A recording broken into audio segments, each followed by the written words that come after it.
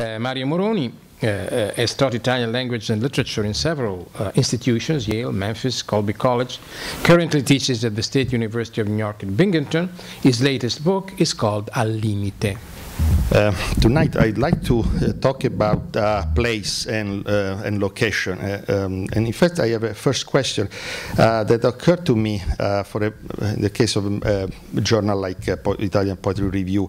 Is what is exactly the location of Italian Poetry Review? And there is obviously a physical location of its editorial office that I think, Paolo, you can confirm. You have an office in this building. So we are in the home in the place, the location of the Italian Poetry Review, and we're meeting tonight. Then there is a broader sense of cultural, geographical, and somehow divided location in that Italian Poetry Review is the result of a cooperation between Società Editrice Fiorentina in Florence, Italy, and Columbia University in the United States. Then there is the location of the actual material published in Italian Poetry Review, whose subtitle is a plurilingual journal of creativity and criticism. In this respect, and for obvious reasons, the section in the journal devoted to translation would appear to be the most appropriate to talk about in this particular idea. The translation is the textual manifestation of a sort of borderline condition of a text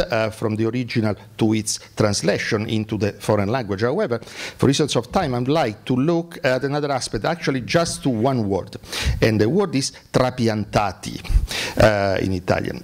For now, I leave this in Italian for now, as it is used by Paolo Valesio in what I found extremely stimulating, interesting introduction to issue number 2, to which Luigi Fontanello referred already, of 2007.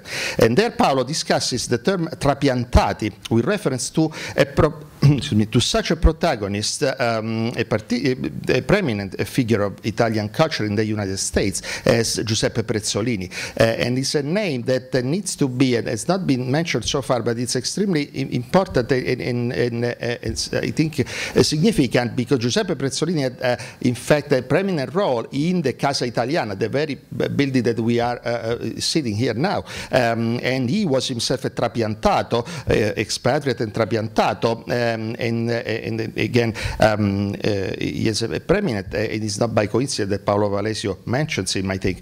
Anyway, etymologically, the verb trapiantare comes from Latin transplantare, or transplant from one place to another, but it refers also to the transplant of an organ from liver or heart, and from one part of the body to another, or from one body to another, and in English, obviously, to transplant.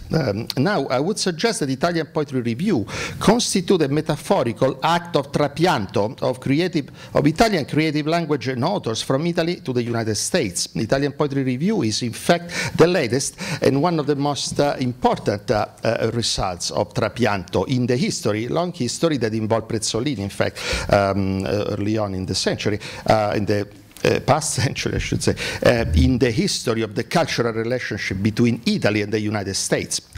So what does this act of trapianto tell us about the issue of location that I addressed at the beginning of my reflections tonight?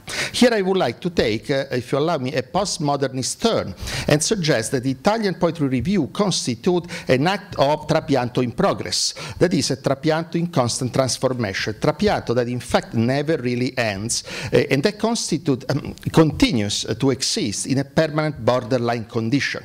And so it's somehow a different approach from what Giuseppe Prezzolini, unaware of, and obviously before the times of postmodern debates, could have envisioned when he talked about trapiantati.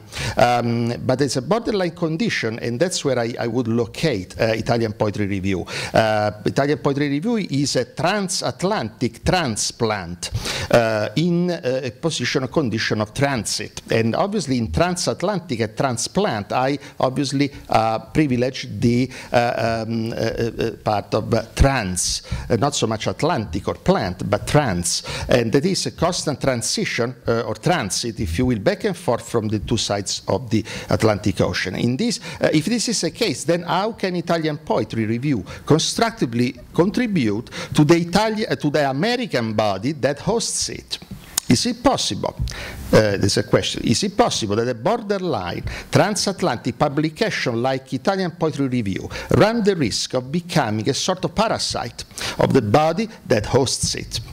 I believe that an important clarification about this question comes once again from Paolo Valesio's fundamental reflections in his introduction mentioned before. Valesio points out the unstable dimension of any form of creative writing when he refers to it as a form of radicalization. But Valesio sees very clearly the challenge represented by what he calls, and I quote, putting down roots, which applies so dramatically to the status of both Italian Poetry Review and Italian poetry in America.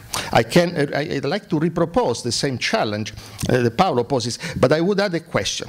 What are exactly the roots of transplanted transatlantic texts and authors? In other words, can the unstable experience of transplanted writing contribute to what Paolo Valesio defines as the process of community building? This is certainly the ethical aspect of any act of creative writing. I have to say, in provided that tonight Davide Rondoni sounded, for some reason, brought me back to the idea of ethics in poetry, or an ethical poetry. But I didn't know his poems, so I couldn't include them when I wrote this. But how can we do this? That is certainly the ethical aspect, the challenge, and our dilemma. Is how to make this ethic work, especially in today's world, where the internet, for instance, has proved that a virtual community can in fact be a reality. And we also received, as a matter of fact, the proofreading of Yale Italian it's a gaffe, Yale Italian Poetry, that became eventually Italian Poetry Review, in fact, on PDF. That is, we received, in fact, through by means of a virtual access to it. And we could read, not print exactly, it was but at least read, and there was counts in virtual terms, or in virtual space, or location, again, in a virtual location. So if that's the case, then Italian Poetry Review, in its own way, in its own peculiar way, poetic way, is already participating in virtual community building. That is, and I would add that the way to accomplish that is by virtue of what I call the performative act of transit. Okay, a performative act of transit. And now, in my final question, I begin with a question and I end with a question. What is the ethics of a transition dimension? There can be an ethics. You have to do it. It's something else. You cannot relate to any theory or anything. Just do it. Thank you.